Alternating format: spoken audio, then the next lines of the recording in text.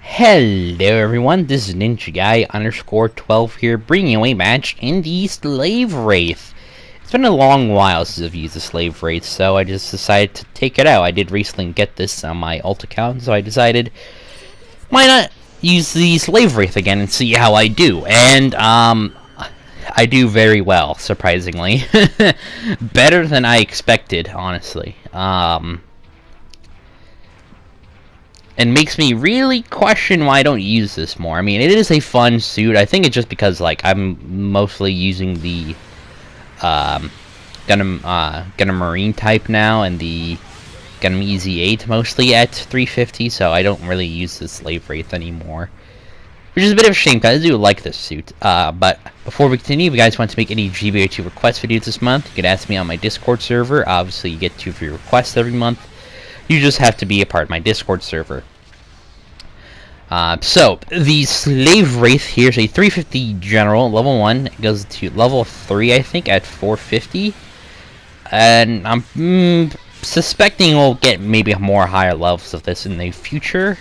Maybe up to level 5, perhaps, which would be like 550. And I don't know how well this suit would do at a 550 point room. Obviously, you could experiment with taking it into a mix-up, but yeah, I don't really know how that would go. I know some people really like Slave Wraith, but honestly, I don't think it'd be that good. I mean, at 550, you have so many better choices than a fucking Slave Wraith at that cost. But enough about things that aren't in the game yet. So, the Slave Wraith is a very interesting unit and very interesting general. For starters, it is a general that does not have a dodge roll. It also only has one swing. Basically, it's kind of like the Gym Command, or not the Gym Command, but the Gym Cold Districts type. That's the one I was looking for. Basically, instead of having a dodge roll and 2-hit melee, basically it has 1-hit melee and relies solely on maneuver armor. But I feel like it'd be necessary for this thing to have a dodge roll, because there's a lot of situations, especially if you're running the bazooka, where you're gonna have to get up close and personal, and kind of having the dodge roll would be very necessary. But for some reason, they're just choosing not to do that. I mean, I don't understand why not give this thing a dodge roll, but I guess that would make it too good. I mean, pretty much all the suits that have the fake beacon ability, which is this thing's main selling point, don't have a dodge roll at all. The Balinox Saman, or the Bologna Sandwich, the Jim Camoof, and this thing don't have any dodge roll. So it'd be nice for this thing to be slightly different than those two, and just give it a damn dodge roll, but whatever. In terms of weapons this thing could equip, it could equip one of 3 weapons. The 100mm machine gun Kai, which is very good. It could also equip the rocket launcher, which is what I'm using. It's the same one that's used by the Ground Gundam and the Gym Ground type. There we go. And then finally, it could equip the beam rifle from the Gundam Ground type. And also, specifically, it could also be used by the Gym Ground type, but for some reason in this game it can't use it, but whatever. There's not really much else to this thing. Of course, it does have the beam sabers, which in this game is in the back skirt, even though technically it should be on the side pouches on the leg, on the left and the right. It also has chest-mounted Vulcan gun, which is alright for the most part. Does a little bit more damage than usual, I think. And then it also has the flash grenade thing, which is also on the torso, because the torso is directly from the Gundam Ground type. Actually, pretty much most of its body is just the Gundam Ground type with some different parts, of course.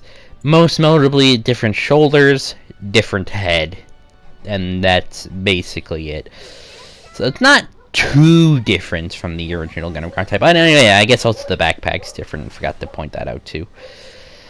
But yeah, there's not too much different here about the Slave Wraith and the Gundam Ground type. But I still really do like the design of this thing. It does look quite nice.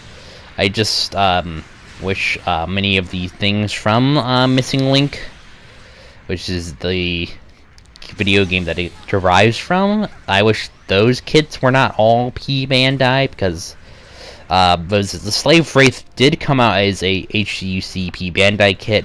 It came with a parachute pack, I'm pretty sure.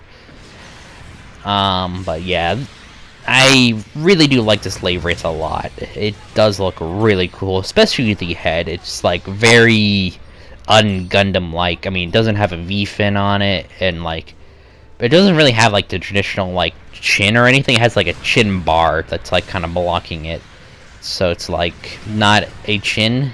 It's just like chin guard. Kind of reminds me of like the, what was that? Build Fighters, or not Build Fighter, Build Diver version of the Harut that had little chin bar thing on it. I think also the regular Harut had that. I'm pretty sure I'm wrong though, but yeah, that Build the Divers version of the Harut had that kind of thing too, and I really like that. I don't know why. I think it kind of looks cool. But yeah, the Slave Wraith is a very interesting mobile suit. I just don't really see people's attraction to this suit that much. I mean, the Fate Beacon is nice and all, but like, it's not really that noticeable other than just like when people start dying on their other team. Then it becomes a little bit more useful, because of course they think you're an ally, but you're not.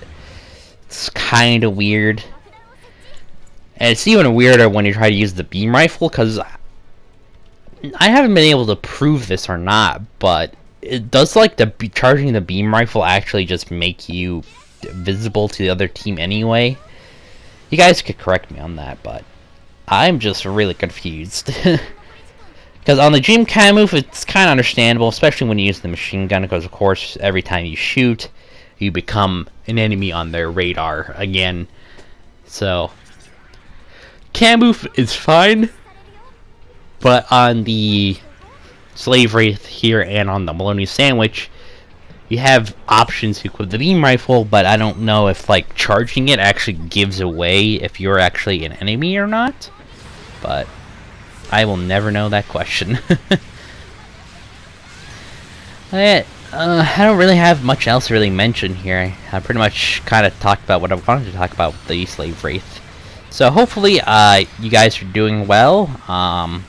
Kind of been busy, not enjoying the heat because I hate being hot, and obviously with summer rolling around, yeah, it's not really that fun for me. I hate it. So yeah, it's not that fun for me. So hopefully you guys are doing a lot better than I am. But anyways, I hope you guys enjoyed this video and commentary, and I'll see you guys next time. Take care, everyone.